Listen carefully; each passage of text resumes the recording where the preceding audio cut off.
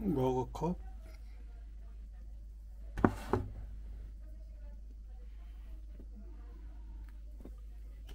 저는 이걸 사용하고 있는데 일단 식이섬유라고 하는 겁니다. 이렇게 되는구나. 식이섬유. 그리고 물을 먼저 이 정도 부어주고, 이게 지금 저뿐이 아니라 동생도 먹을 거기 때문에 2배로 하고 있습니다. 이렇게 동생이 이 정도 하면 되고요. 저는 조금 더 넣어요.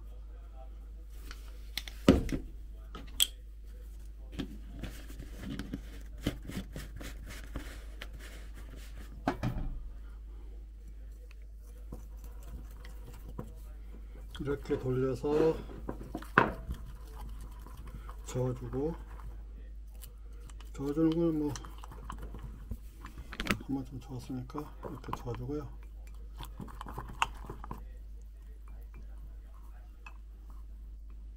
이거는 그대로 놔두고 여기다 물을 채워줍니다. 4분의 1 정도 넣고, 그 다음에 나머지 물을 4분의 3 정도를 채워줍니다. 이렇게 놔두면 잘 불어나겠죠. 놔두고 이렇게 해서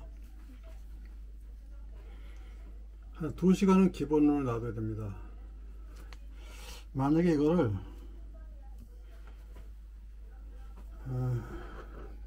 바로 마신다 그러면 장에 들어와서 이렇게 불어나겠죠. 그러면 서서히 배불러지는 효과는 있습니다. 포만감이 있어야지 다른 음식도 안 먹게 되지. 그런 것도 있겠고요. 그런데 이게 뭐가 문제냐면, 그렇게 빨리 마시게 되면 장에서 머무는 시간이 많고요. 이것이 장에 주름져 있잖아요. 그런 거 틈새를 다 들어가서 한참 머물게 됩니다. 그게 가장 나쁜 건데, 그래서 이거를 우리가 뭐 미숫가루 같은 거 먹어도 충분히 저어서 먹고 그러는데 그것도 장에서 많이 머물잖아요. 그게 좋은 거 아닙니다. 그래서 이거를 갖다가 이렇게 불려놔두면, 2시간 불려놔두면 이것이 서로 이 섬유들이 서로 이렇게 당겨요. 그러니까 끈끈한 느낌으로. 그래서 한번 쑥 내려갑니다. 개인적으로 말씀드렸을 때 이거는 올해 4시간, 6시간 놔두면 더 좋습니다. 그래서 저는 시간이 있을 때는 2개, 3개 연속 써가지고 그렇게 4시간, 6시간을 놔둡니다. 그렇게 먹게 되면은 장이 아주 깨끗이 청소가 돼요. 그리고 배변도 잘 되고, 뭐 만약에 영양제를 먹는다 그러면 그거 같이 먹을 때도 자연스럽게 분해가 돼 가지고 흡수율도 좋습니다. 그래서 영양제라든지 또 약, 무슨 복용하는 약이 있다면 그것도, 물론 그거는 이제 의사 처방 따라야 됩니다. 그래서 할 때도 그것이 같이 먹어도 된다면 이걸 같이 해서 먹으면 좋습니다. 서서히 이렇게 넣고 몸에 흡수가 적당히 되니까 몸에 크게 상하지 않더라고요. 제가 1년 동안 먹고 나서 나머지 1년은 많은 이제 실험도 했어요. 1년 동안은 기본적으로 먹고 실험하면서 했지만, 이번에는 몸에 어떻게 유익하고 장이 어떻게 좋아지고 배변 상태는 어떻게 되고 몇 시간만 나오는지, 뭐 양이 어떻게 되는지, 그런 걸 다 굉장히 오랫동안 했었어요. 그리고 나서 제가 지인들에게 이걸 권하기 시작했습니다. 근데 먹는 걸 몰라가지고, 이미 드셨던 분들도 계시거든요. 먹는 걸 몰라가지고 몸이 더 상한 분들도 많이 계셨어요. 좋긴 한데 무작정 먹으면 안 되는 거고, 이 먹는 법이 정말 중요합니다. 그래서 충분히 걸쭉해지고 있잖아요. 이게 엿처럼 이렇게 잘 늘어나고 잘 안 끊길 정도가 될 때, 그럴 때 이걸 넣고 물로 이렇게 잘라주면 잘 잘립니다. 그럼 그걸 이렇게 덩어리처럼 먹으면 돼요. 잘 넘어갑니다. 그런데 이런 말씀 하실 거야. 물에도 넣고 싱겁고, 또 이런 식물의 씨앗에 나는 특유의 냄새가 있잖아요. 냄새도 바로 먹으면 심하지만 오래 담궈두면 냄새가 거의 안 납니다. 그래도 그것도 거북하다 그러면 요구르트 같은 거, 좋은 거 드시는 걸 권해요. 그래서 당이 별로 없는 거. 그래서 요구르트를 넣어서 이렇게 저어서 드셔도 되고요. 제 경험입니다, 이거는. 그리고 뭐 그 정도가, 요구르트 정도가 가장 나은 것 같아요. 부담 없이 드시려면. 근데 저는 이제 보통은 물로 넣고 그냥 마셔버려요. 근데 그래도 이제 장 기능이 더 필요하다. 몸에 뭐 여러 가지 유산균이라든지 이런 거는 몸에서 나오는 그 산 같은 것 때문에 들어가자마자 죽잖아요. 근데 이것도 같이 먹을 땐 제가 알기로는 이제 느낌으로는 죽긴 죽겠지만 그 생존율이 높은 것 같아요. 장이 분명 확실히 살아나거든요. 그거는 이제 제 스스로 그 임상 실험 대상이 돼가지고 해본 거라서 2년 동안 1년은 이것저것 먹고 이런 방식 저런 방식 많이 먹었고요. 나머지 1년은 이제 그 중에서 가장 몸에 좋았을 때를 여러 차례 그 샘플을 스스로 만들어 가지고 그 방식대로 먹고 그것이 바로 현재 먹는 방식입니다. 그거는 이제 뭘 했냐면 약초 먹고 이걸 먹어보고 이걸 먹고 약초 먹어보고 했는데 음식을 먼저 먹고 나서 이게 먹는 게 낫습니다. 해보니까 미리 먹는 것보다는 음식을 먼저 먹고 먹을 만큼 먹고 그 다음에 이것을 적당히 뒤를 받쳐주게 되면 포만감이 오래 갈 뿐더러 이게 다 밀려 내려오더라고요.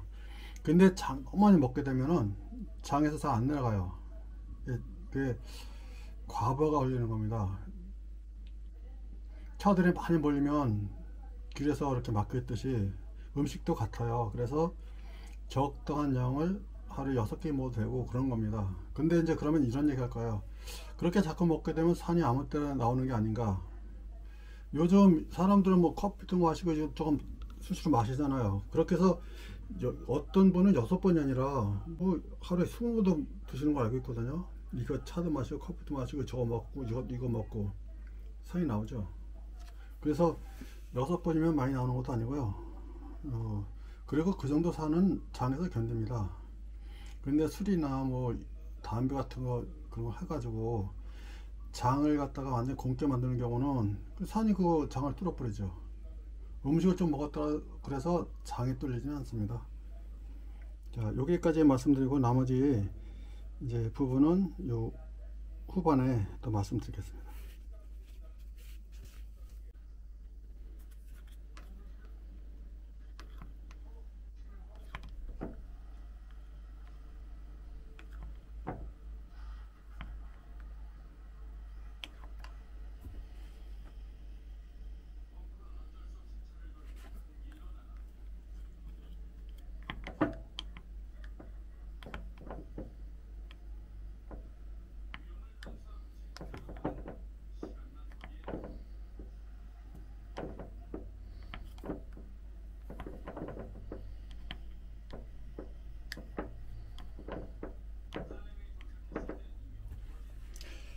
이때쯤에 마시기는 좋은데 장을 완전히 청소하려면 좀 더 둬야 됩니다. 제 경험상으로는 3시간, 4시간 두는 게 가장 좋고요. 보통 2시간을 넣으면은 이제 장 청소가 가능한 수준까지 됩니다. 끌어당길 수 있어야 되니까. 근데 이거는 좀 약해서 뭐 단순히 배 채우다 이러면 먹어도 되는데 장까지 계산시키려면 좀 더 놔둬야 됩니다. 뱃속에서 물론 불길 기다릴 수가 있어요. 그건 가장 어리석은 것일 수도 있습니다. 불필요하게 장에 부담 주는 거고 거기에 그만큼 많이 머물러야 되고 힘을 못 쓴다는 얘기가 되는 거거든요. 어차피 이것이 그 칼로리가 없으니까